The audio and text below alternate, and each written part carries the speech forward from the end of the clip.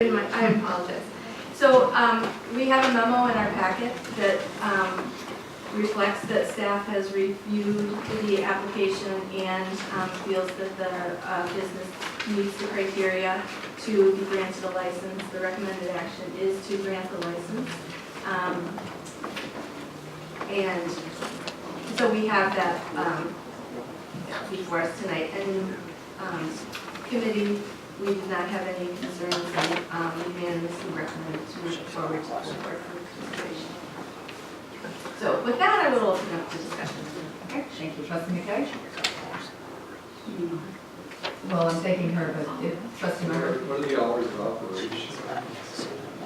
Should I say? Sure. All right. I'm Dan Sider, Joe Mitch, Amy Kursine, Jason Kursine. We're the four principals in the business. Joe and I started Black Shoe Hospitality with Maxie's in 2007. We opened Blues Egg in 2010 and Story Hill in 2014. Amy and Jason have been critical members of our team with all of our restaurants and are participating as principal owners in this business. We will operate 7 to 2, 7 days a week. The concept is built around an elevated breakfast brunch concept. And the liquor license is essential to that in that it really enhances the experience. You know, I don't know how many of you have dined at Blues before, but the idea is to take a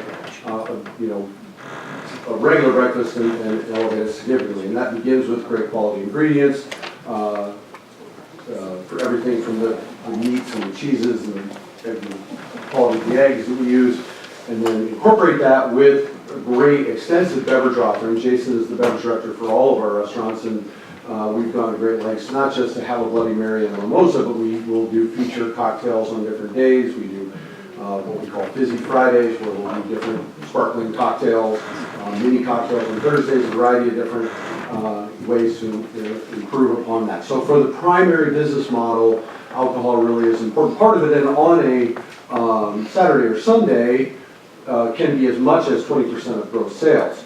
The other element to our business model is being available for private events at night. We have no interest, no intention of opening for regular business hours at night. We will open from 7 to 2, 7 days a week, but we'll be available for private events at night, and obviously having a full liquor license is critical to that so that we can host everything from a rehearsal dinner to a business meeting, group event, whatever it may be. And again, we will only host one group at a time. It will be an entirely private space. So it's not a restaurant that has private rooms, it's you get the whole restaurant when you book with us tonight. So, and we will have a person who is specifically selling that as part of selling the various catering services of our company.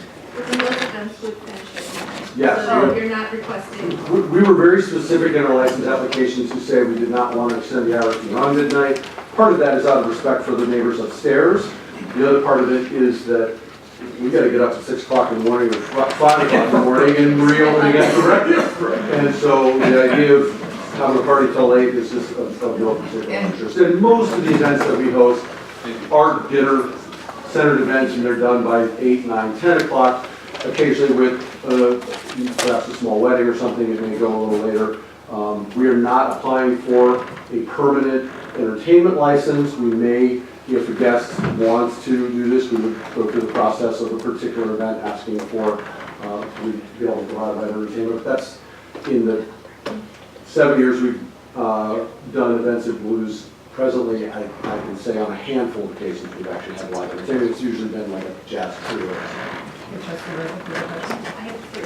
Okay. Thanks for coming. Sure. And for coming to Shorewood.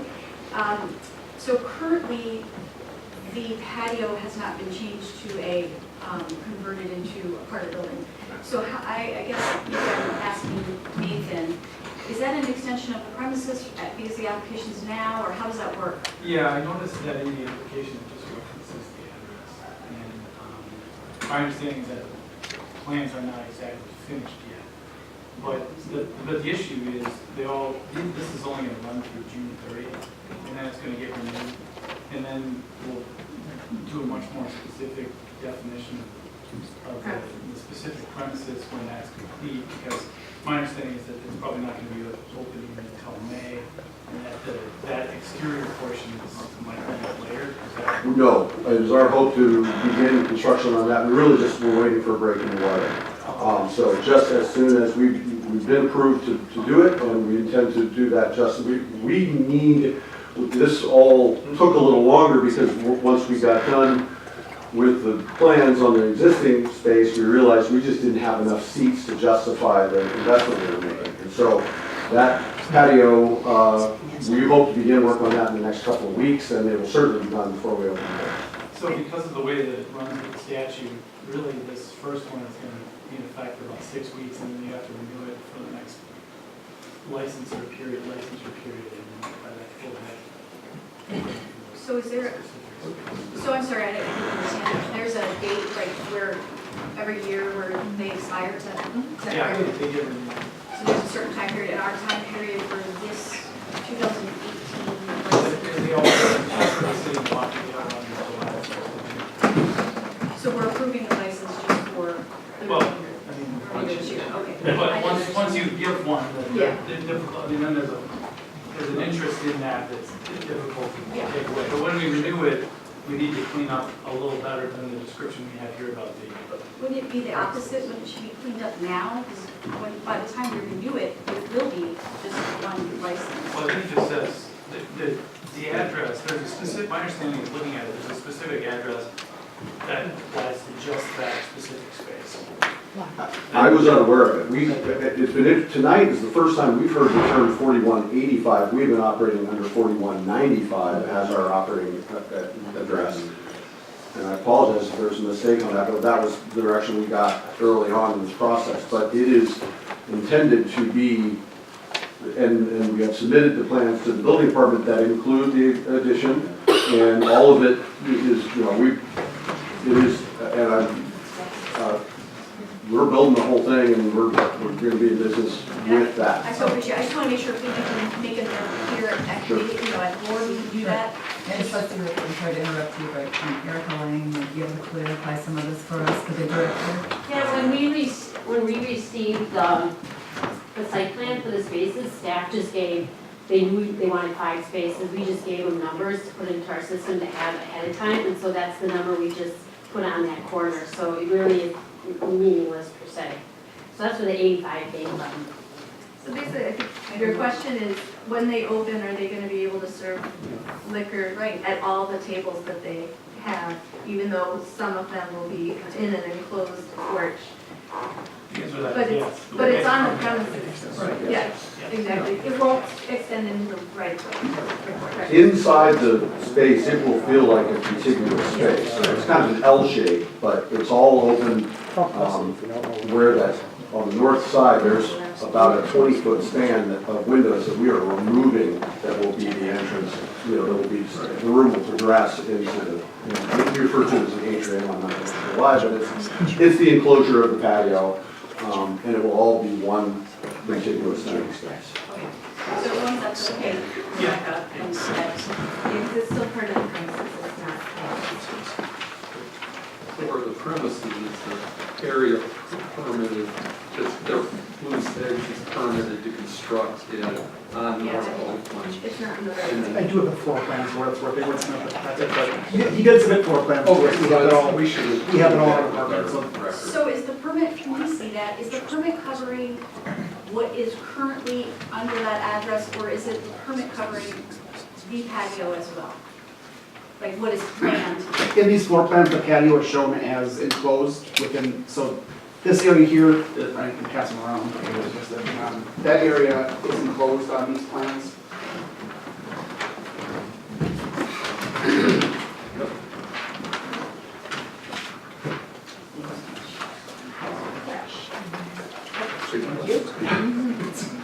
It's approximately 120 seats, including varsity. Okay, thank you. The second question I had is, when I first heard about the CDA, I think you've answered this, I'm looking at the policy now, it says whether the granting license is necessary for financial success. You've always been very clear that, and today you stated a number of 20% of gross sales, so I always imagined that it was part of your business plan and you calculated to make an investment based on having a liquor license. Is that correct? Yes. And then the third question was, you are a sit-down restaurant Yes. with sit-down, with waitress service? Mhm. Okay, that's all I have. Thank you very much. Sure. Thank you. Any other trustees, questions or comments? Just to be clear, what you call the atrium is within the current building structure itself. It is not. It is, so there is presently a patio. Okay, hang on. Is that space in public right of way? No, Okay, that, okay, that's what we were. that's what I just wanted. Well, you Wasn't that the what- sergeant there on I don't know that answer, but if it's not, then it's not. The answer is it's not. It is not in public right of way. No, there will be a, actually, well, probably approximately this high where tables will be. You have garage doors that open up. All of that is elevated above the sidewalk, and all of that's included within the structure. So, And that's how it's currently constructed. So they're improving that. Any other questions or comments? Just one clarification. So your application said the address was 4185, but you said that you are 4195. yes. We've, for the, there's, so when they built the building, you know, they built it so they could subdivide it. Okay. One, I mean, they're all 20 feet apart, but there's a 4185 and a 4195.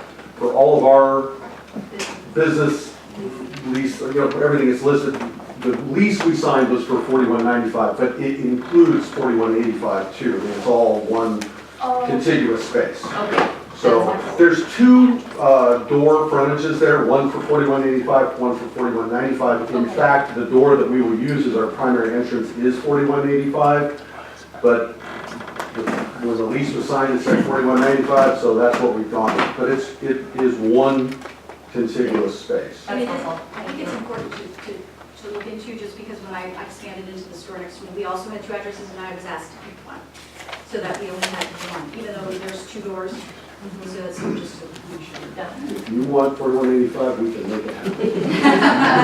We'll be waiting, but thank you for that kind offer. Well, the license that says 85. Yeah. There's no more discussion, questions? Make a motion? I have one other question, I'm sorry, I forgot to ask this. I had asked someone to talk with the operator about parking as it relates to the business and the operations with local license. So has that conversation happened for you? We have examples, so there was a parking plan that was presented by GenCap Shorewood Partners, the developer of the building, with the village at the time of development of the building. That was included in the lease as an addendum to our lease. And then we did ask the village to look at it just to make sure that it was appropriate for the use that we were looking for, and we received that in the affirmative. If you have questions, you would be better answered than I would. Yeah, they had approached me 2 or 3 weeks ago, and we've since had confirmation meetings with the developer and with Brownies, just confirming that all the space is available and that it's allocated appropriately, and all 3 parties were on board that there was space for commercial tenants within that structure. Okay, there's not in our development agreement with the parking structure. So are you saying they're just going to utilize the public spaces, right? Correct. Yes, just like every other business. Correct, or tenant. yes. We're not dedicating any spaces for them. Correct. It's for commercial tenants of Oakland Avenue. What about employees was my big question, because there's no employee parking. I mean, you're going to be more than 2 hours. The only thing I can recall from that agreement was employees of Roundy's were Yeah, no. required to be on the 4th floor. The remainder of it was allocated towards commercial. But they're going to be signed for 2 hours, right, Rebecca? 2-hour parking is the sign to be ordered. We are currently in the process of reviewing what language should be posted on that sign. The signs have not been ordered yet, correct? We're Correct. talking with DPW, and in part of the conversation that we had with the developer and with Roundy's, the draft signage came under consideration, and so that is still currently being discussed between village staff, including the police department, how they'd be able to monitor or, enforce that 2-hour parking. And so we're still discussing with them the best way to sign that would be enforceable based on their staff and how they would monitor the space. Okay, so I've been making this point for over 8 months, for a long time, and this is the first feedback I've gotten, either from CDA or a village board. I want to be clear that in 2019, we have the opportunity to meet with the developers, bring all 50 of our spaces that we pay $22,000 each for to remain public during the day and permitted at night to the second floor rather than the fourth. I think that will help the businesses in general. I notified the manager that is in the developers agreement, parking agreement. So that's a positive. But at this moment, there's only, it's either 20 or 30 spots available for the commercial tenants of the Mosaic, period. The rest of them are public spaces, there's 50 at the top, and then the rest of it is for 20s for the residents, and the rest is for roundies in their lease.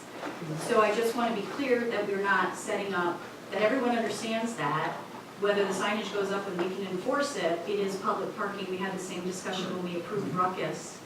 We didn't want to sign. So this is the first time we had been able to talk about this since I've asked a couple of times. So I want to make sure that the tenant understands that. My intent would be as an individual board member, if we have, was an agreement to 2-hour parking for public. So I don't know if that impacts where these employees will park. Okay.